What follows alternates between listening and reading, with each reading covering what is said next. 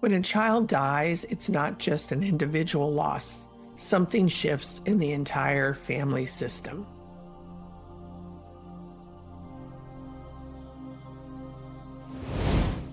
Welcome back.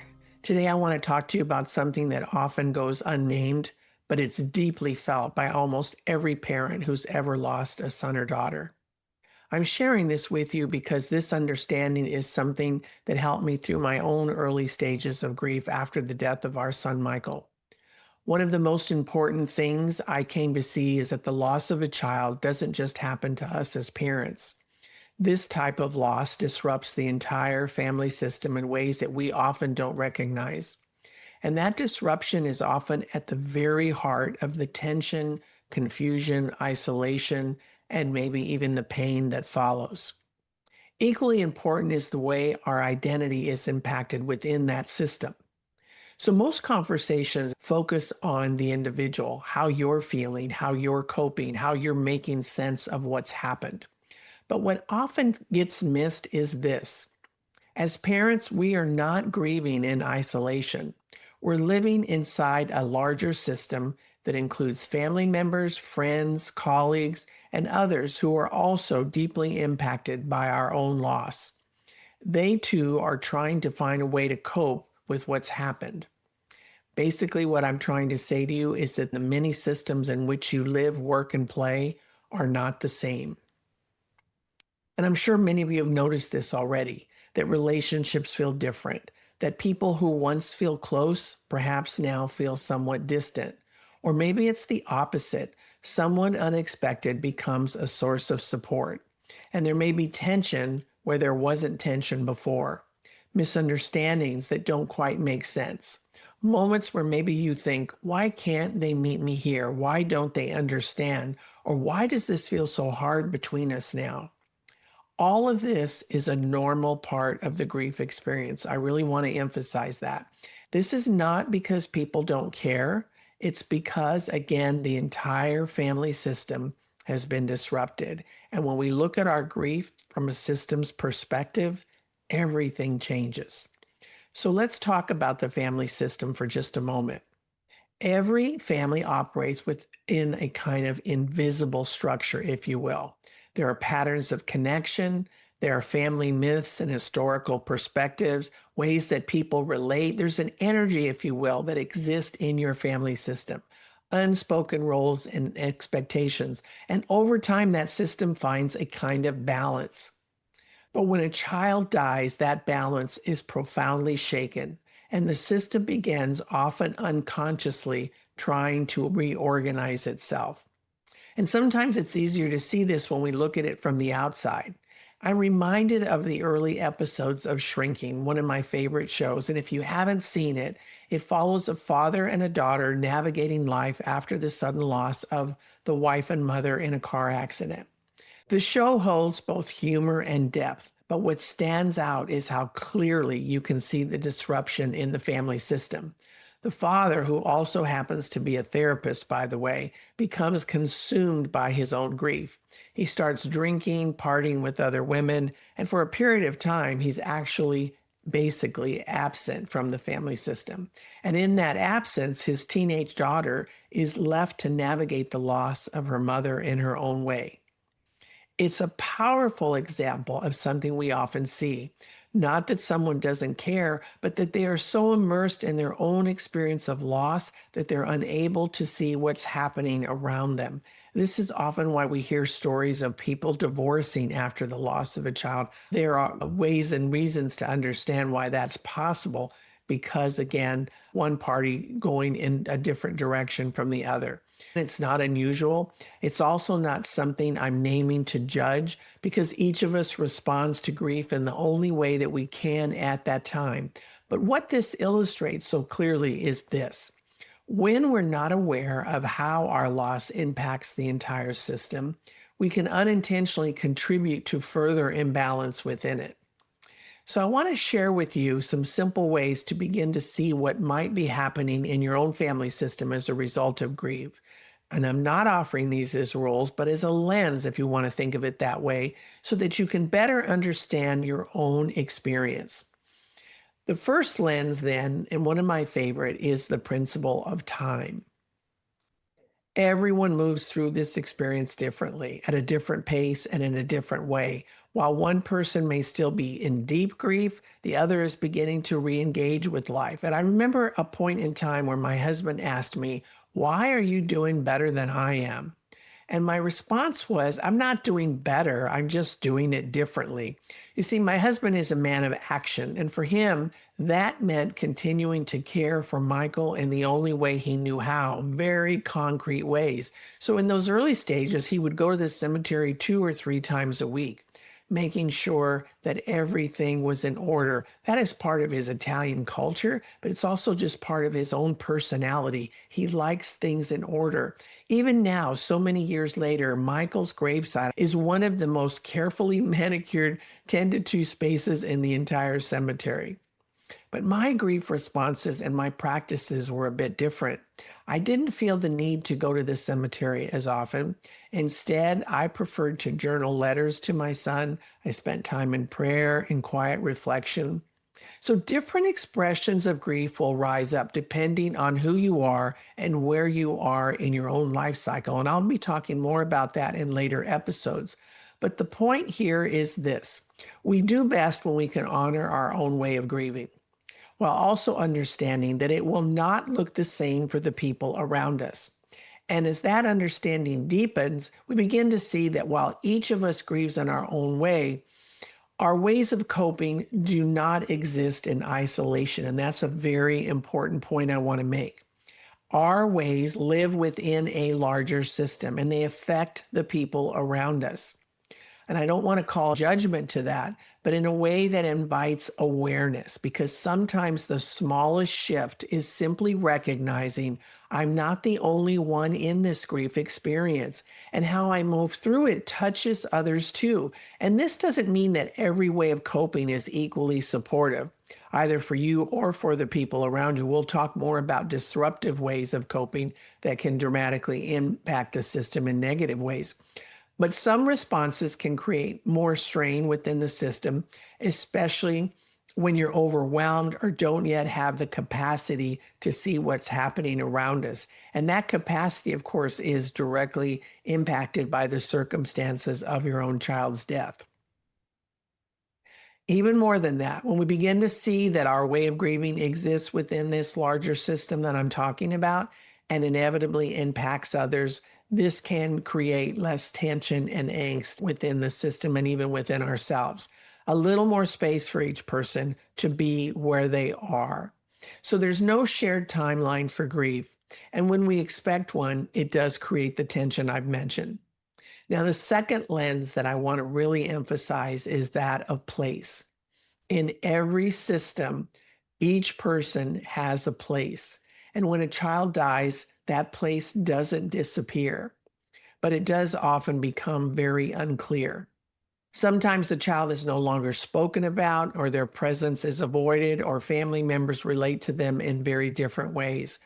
But when a child's place is not acknowledged in the system, something is off, even if no one can explain why. And this applies to even early miscarriages. So there was a time when people didn't talk about loss, especially the loss of a child. Remember, we don't even have a word for it in the English language. Imagine no language for it. That tells you how much we've avoided the reality that this happens in our world, in our society. So the belief was, when such a thing occurred, it was better to just move on. That stoic, we're tough, we're survivors, let's move on. Let's not bring it up. Let's not speak their name. I have met people literally who were never even told that they had a younger brother or sister that passed away. And it is very disruptive to that individual, even within themselves. So when we're not to make others uncomfortable, we're not to acknowledge this person. But what we now understand based on the latest research in trauma is that unacknowledged loss doesn't disappear. It actually stays in the system, our own physical, emotional, and psychological system, as well as the overall family system. So in my work, I've seen how important it is to give each person their rightful place within that system, to acknowledge that they were here, that they mattered, that they are still part of the family. When we acknowledge who came before, as we say in my field, we begin to feel a very different kind of peace because the system will naturally settle into its own order, its own reorganization, if you will. I often like to use the Disney example because I live in Orlando, the land of Disney, and I come from California and I grew up going there. And if you walk down Main Street, you'll see the names of the people who helped create the various parks. They're honored in the windows above the building. Somehow, Walt Disney and the people that came after realized it was important to acknowledge those who came before. And even when something changes, when a new ride is brought forth or whatever, it is not erased, it is remembered, as are the characters. It's given a place. This is systemic order, as we like to call it in my field. And this reflects what the renowned Bert Hellinger often referred to as the orders of love. The idea that everyone who is in the system still belongs in that system. They continue to belong in some way, shape, or form, even if it's only in our memories and our hearts and our souls. So when a child is no longer physically present, we must remember that they still have a place. They remain a part of the family system, not in some weird, odd way, but just in a way that we acknowledge that they were here, that they mattered. When someone is not acknowledged in the system, others begin to carry that absence in ways that they often don't fully understand. And it's impossible for them to begin to move in a new direction and to embody life in a whole new way. And this affects everyone, more particularly siblings, because they don't know their order in the family system. Parents, the extended family members, as I've mentioned before, everyone in their own way, we must always remember this, is trying to find where they now belong in a system that has been disrupted. We'll continue to talk about these things, but the third lens I want to offer you is the balance of exchange, which often is equally disrupted after the loss of a child. Every human system seeks balance, and in relationships, this shows up as how we give and receive, what's often referred to as reciprocity. After loss, the balance can shift because we're in different places in the grieving process. So one person may carry more emotionally, trying to hold everything together, trying to find order. I very quickly wanted to reorganize Michael's room and get all the hospital stuff out of the room and any sense of illness. I wanted to restore his room to what it was before he died, clean out his closets, all those kinds of things. My husband wasn't ready for that. He was not ready for the room to be painted and reorganized. And I moved too quickly. And I felt the resistance from him, but didn't quite understand what the resistance was about until I learned more and more about systems and how they actually happen. So I was trying to reorganize our life in very concrete ways. He's trying to reorganize the gravesite in very concrete ways. But sometimes one member of the family, you may find that person withdrawing, focusing on practical things, as I just gave you an example of, or struggling to even engage. They kind of check out, if you will. And I often see this idea of reciprocity, the balance of exchange, if you will. It shows up in how we try to support one another.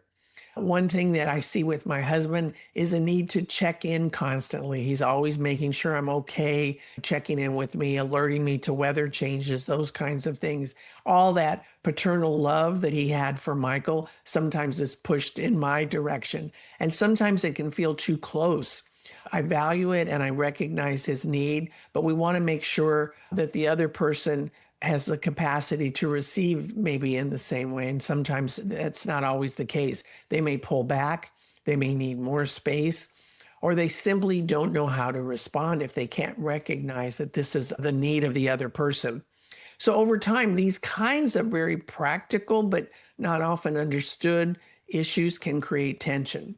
One person feels, I'm trying to be here for you, and the other feels, I don't know how to meet you right now where you are.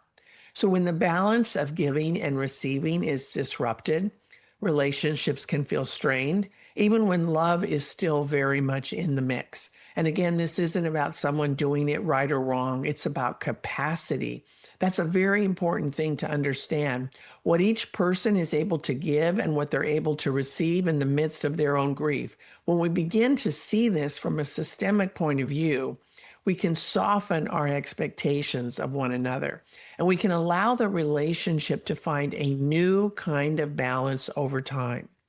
So if you found yourself feeling disconnected, misunderstood, or even alone within your own family, there may be more happening within the system than you're able to see right now. These are not personal failures. They are part of the process. They are systemic disruptions, systemic responses to more profound disruption. When you begin to see the system as an entity in and of itself, it becomes less personal, becomes less about me versus you or us versus them. It's just a system issue and the patterns and what's occurring in that system at this particular point in time. So we can stop blaming and we can step into a deeper level of understanding. And with that understanding sometimes comes a very different kind of compassion for yourself and for the people around you. Now, as always, I want to close the episode with a pattern to practice opportunity for you, something for you to think about. I want to leave you each week with something simple that you can carry, not to change anything. We're not trying to force healing, just asking you to notice and maybe develop a different level of awareness. So over the next few days, see if you can gently shift your attention outward. Earlier, I asked you to be looking inward. Now I'm asking you to look outward at the system and the patterns within that system around you. Instead of focusing only on what you're feeling, I want you to begin to notice again what's happening around you, the patterns and how people interact, who moves toward you, who might be pulling away, where tension shows up. And again, you don't need to fix anything. Just begin to see. If you feel like it, you can journal some of your awareness, some of your noticings, and see what patterns again start to emerge over time. Because here's the thing. Sometimes the moment you can see the system, something in you will begin to settle. I mentioned this earlier. Because what I've learned in my work over the years is this: the system never lies. So just to recap, when a child dies, the family system doesn't stay the same. We got to honor that. But over time, something new can begin to emerge, can begin to take shape, not by forcing it, not by trying to fix it, not by trying to heal or move forward in the way that other people think you should, but by simply having awareness of it and maybe understanding it a little bit better. And as that understanding deepens, we begin to see that while each of us grieves in our own way, our ways of coping don't exist in isolation. They live within a much larger system, and they affect the people around us. Not in a way that calls for judgment, but in a way that invites awareness, because sometimes the smallest shift is simply recognizing I'm not the only one in this experience, and how I move through it touches others too. And from that awareness, something begins to soften. Next week, I'll be talking about how grief becomes disruptive to the family system in very specific ways, and I hope you'll join me. Until then, this is Dr. Sharon Spano reminding you to take gentle care.